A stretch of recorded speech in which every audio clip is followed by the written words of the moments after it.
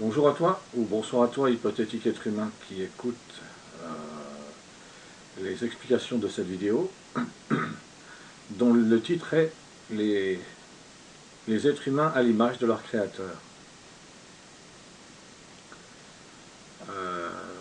Combien de fois j'ai pu entendre ou lire que si vraiment les humains sont à l'image de leur créateur, alors c'est que Dieu, puisque la référence qui est donnée c'est Dieu, c'est quelqu'un de particulièrement négatif et malsain.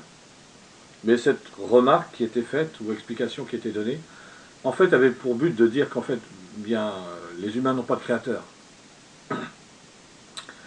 Dans les visions du royaume des cieux que j'ai eues,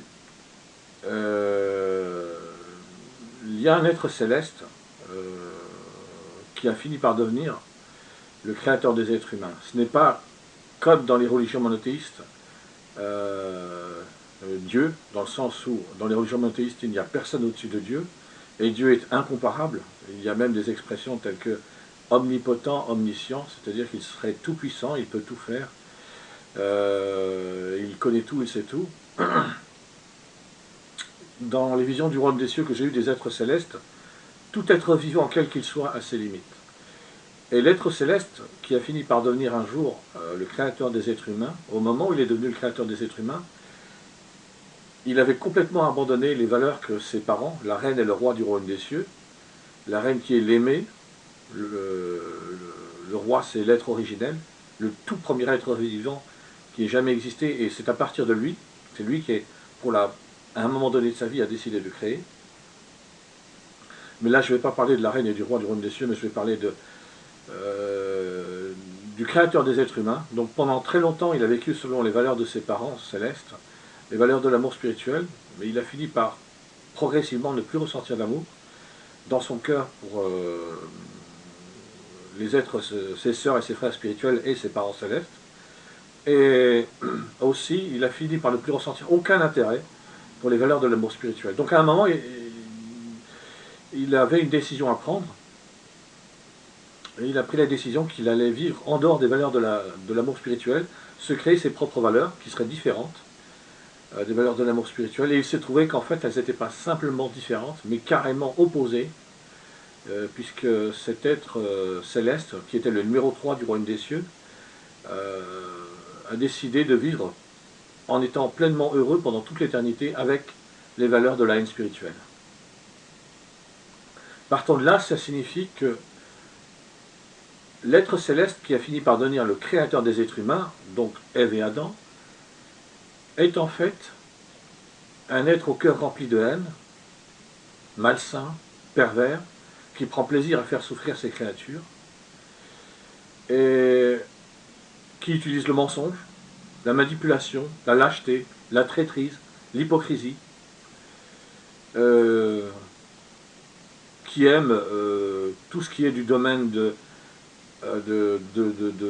faire souffrir des créatures, pour les êtres humains vivant sur la planète Terre, les viols, les meurtres, les agressions de toutes sortes, les massacres, les exterminations. Et justement, on peut, dans les visions du royaume des cieux que j'ai eues, les êtres humains ont spécifiquement créé pour être à l'image de leur créateur, pas dans le sens où chaque être humain prendrait plaisir à faire souffrir d'autres êtres humains, ou commettrait des viols, des meurtres, des massacres et des exterminations, mais dans le sens où Ève et Adam, lorsqu'ils ont été créés, ils n'ont pas été créés pour vivre éternellement dans le jardin d'Éden, ça c'était une escroquerie. Ils ont été créés pour être chassés du jardin d'Éden dans un premier temps, donc c'est pour ça que dans le jardin d'Éden on trouve l'arbre de vie, l'arbre de la connaissance du bien et du mal, et à un moment donné il y a même un serpent, dont il est question d'un animal qui est capable de parler. Alors pour expliquer qu'un serpent parle, il suffit tout simplement enfin il suffit tout simplement, pardon, je me suis mal exprimé. Dans les visions du royaume des cieux que j'ai eues, il existe le royaume des cieux est un système solaire d'une vingtaine de planètes. Les êtres célestes, ce sont en fait des extraterrestres, puisque ce sont des êtres vivants, intelligents et spirituels qui vivent sur, par exemple, des centaines de milliers ou des millions sur une planète, et il y a une vingtaine de planètes comme ça, où il y a des êtres vivants, intelligents et spirituels.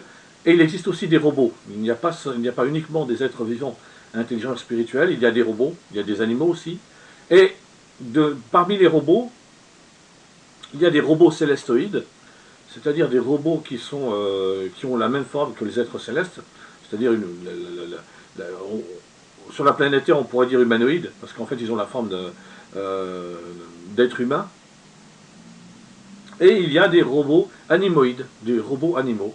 Et donc dans le Jardin d'Éden, c'est un robot, un roboïde, un robot animal qui a été utilisé pour parler à Ève. Et donc, alors pourquoi Ève n'est pas surpris qu'un robot, enfin plutôt qu'un serpent, puisse lui parle? Tout simplement parce que avant d'être créés, Ève et Adam, tous les deux, ont passé un certain temps dans un endroit qui s'appelle la maison de préparation. C'est un endroit dans lequel Ève et Adam vont être préparés à vivre dans le Jardin d'Éden. Et dans cet endroit, Ève et Adam ont pu apprendre un certain nombre de choses. Et en ce qui concerne Ève en particulier, pardon, elle a pu être en contact avec des robots animaux, et donc et certains qui parlaient. Et donc elle n'a pas du tout été surprise qu'un serpent ait pu lui parler, parce que pour elle, elle en avait déjà vu avant, quoi, tout simplement. Alors, j'en reviens aux êtres humains qui sont à l'image de leur créateur. Donc Ève et Adam étaient spécifiquement créés pour être chassés du Jardin d'Éden. Et en dehors du Jardin d'Éden, pardon, Ève et Adam vont avoir des descendants, l'ensemble des êtres humains, et ces descendants vont former le paradis de l'âme spirituelle, et c'est justement le paradis de l'âme spirituelle qui permet aux êtres humains d'être à l'image de leur créateur.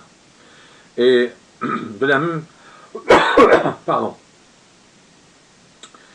Et ce n'est pas seulement le monde humain le monde que les êtres humains vont créer qui va être le paradis de l'âme spirituelle. Les êtres humains sont aussi génétiquement programmés, c'est-à-dire que l'être céleste qui a décidé de créer Ève et Adam, et à travers Ève et Adam tous les êtres humains, il les a génétiquement programmés pour qu'à partir du moment où ils vont être chassés du Jardin d'Éden,